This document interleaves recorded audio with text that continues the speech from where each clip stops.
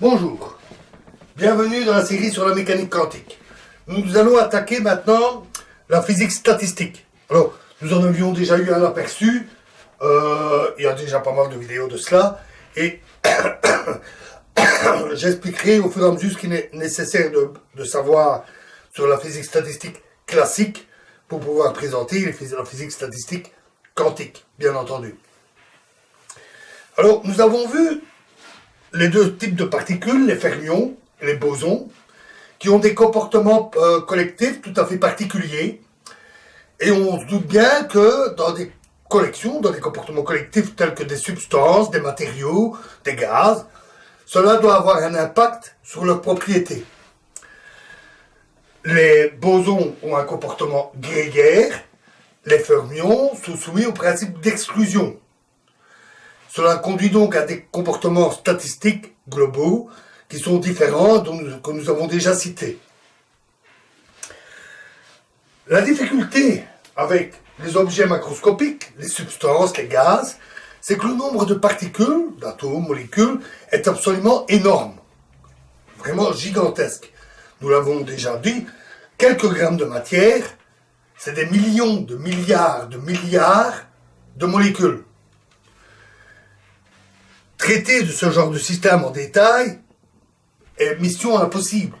Et la difficulté n'est pas liée à la théorie qui décrit ces objets, que ce soit classique ou quantique, parce qu'une fois qu'on a posé les équations qui décrivent les particules et un ensemble de particules, même pour des équations simples, on se retrouve avec des équations qui ont à traiter avec des milliards de variables. Les positions de chaque particule, par exemple.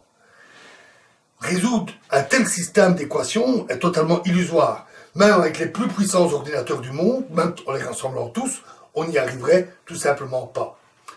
Donc il faut une approche statistique. On prend certaines grandeurs, on calcule des valeurs moyennes sur l'ensemble des molécules. C'est le principe de la physique statistique. Celle-ci a été élaborée assez tôt, au XIXe siècle, par Maxwell et Boltzmann, qui ont calculé les propriétés statistiques d'un grand ensemble de molécules dans un gaz, afin de retrouver les propriétés des gaz. La théorie s'est perfectionnée au XXe siècle, notamment avec l'arrivée de la mécanique quantique, qui a changé la donne. Alors, pour illustrer les comportements statistiques, on va prendre un exemple. Alors, un comportement statistique, ça va consister, par exemple, si on a des tas de molécules, à regarder l'agitation thermique, le mouvement de chaque molécule, à faire des moyennes, un calcul moyenne, pour avoir la température de l'ensemble. Prenons quelque chose de plus simple ici. Prenons des pièces, comme quand on joue à pile ou face. Alors, on prend des pièces. Alors, pour avoir plus facile pour noter les résultats, quand c'est pile, on va noter plus, et quand c'est face, on va noter moins. Supposons que je lance deux pièces, tout à fait au hasard. Dans ce cas-là, il y a 4 résultats possibles. Plus, plus, moins, moins, plus, moins, ou moins, plus.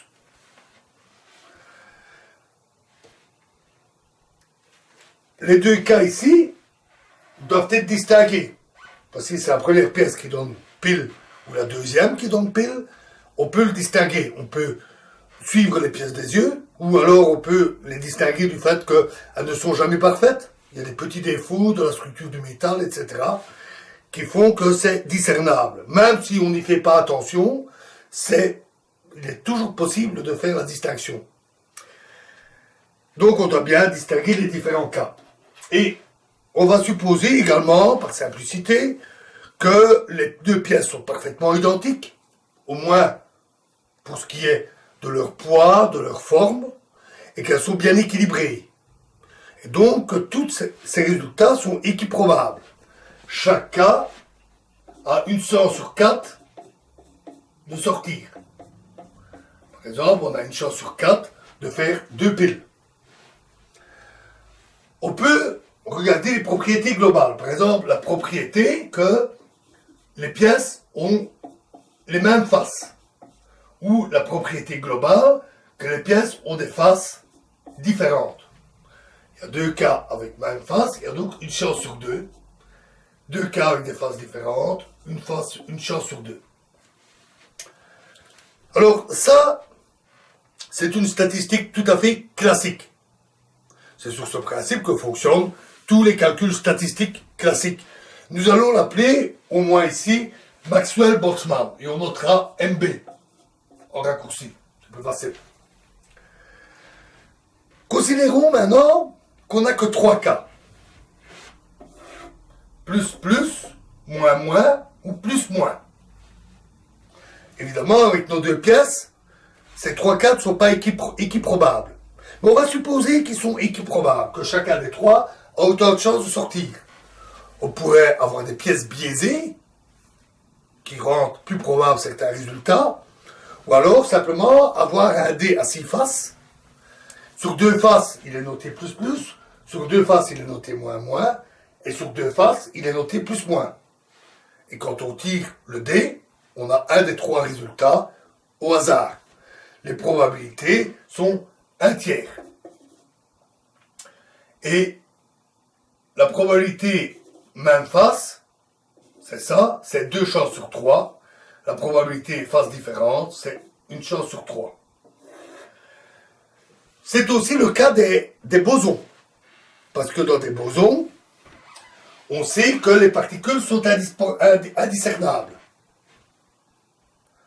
L'état moins plus et l'état plus moins ne peuvent pas être distingués. En fait, c'est le même état.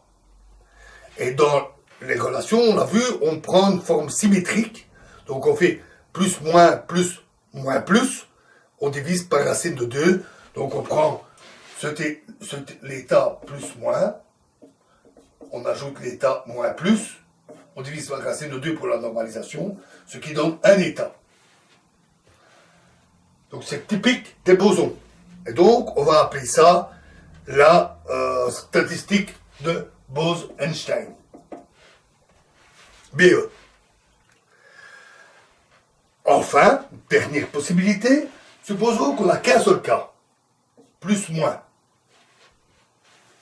On peut imaginer, par exemple, avoir une seule pièce et il est marqué plus, moins sur les deux faces. Et donc, quand on jette la pièce, elle tombe toujours sur plus, moins. La probabilité est 1, évidemment.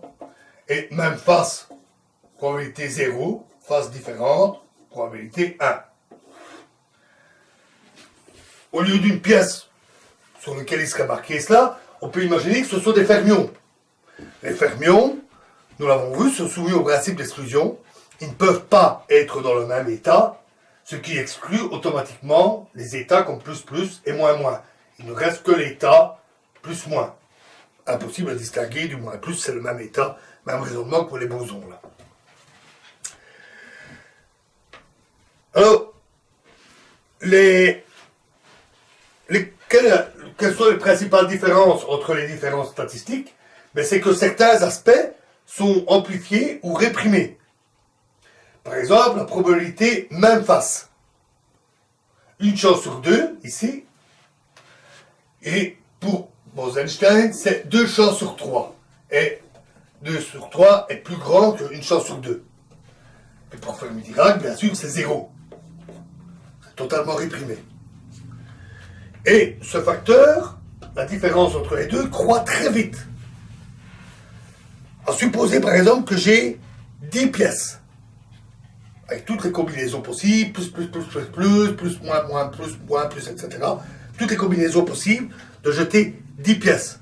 Et on se demande quelle est la probabilité que toutes les pièces tombent sur la même face. Par exemple, toutes les pièces tombent sur pile. Et on applique la même règle pour les bosons. Les plus, moins ne peut pas être distingué de moins, plus, moins, par exemple, et d'autres cas.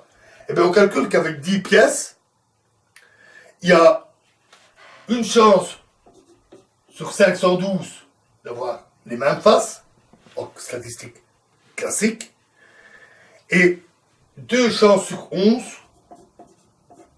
avec Bose-Einstein, à peu près une chance sur 5.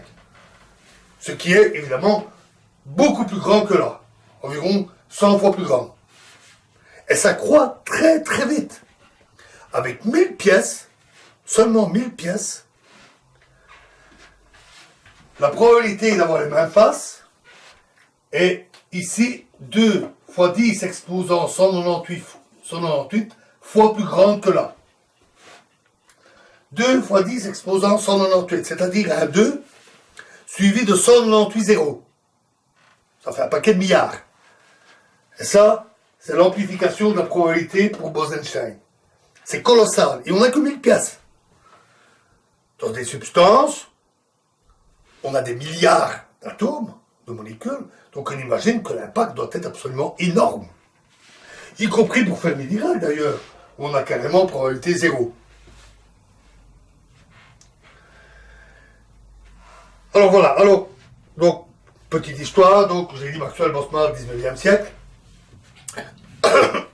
Et j'avais parlé aussi de Bose-Einstein. Et la statistique de Bose-Einstein fut élaborée par Einstein,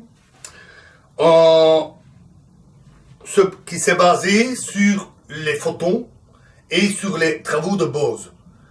Et il a établi ainsi les propriétés statistiques d'un comportement collectif de photons. Ce qui l'a mené à l'émission stimulée à la base du fonctionnement du laser. Fermi-Dirac, la statistique Fermi-Dirac a été élaborée juste un peu plus tard, quelques années plus tard. Elle a été élaborée par Fermi et Dirac, qui ont travaillé ensemble, après la découverte par Pauli du principe d'exclusion.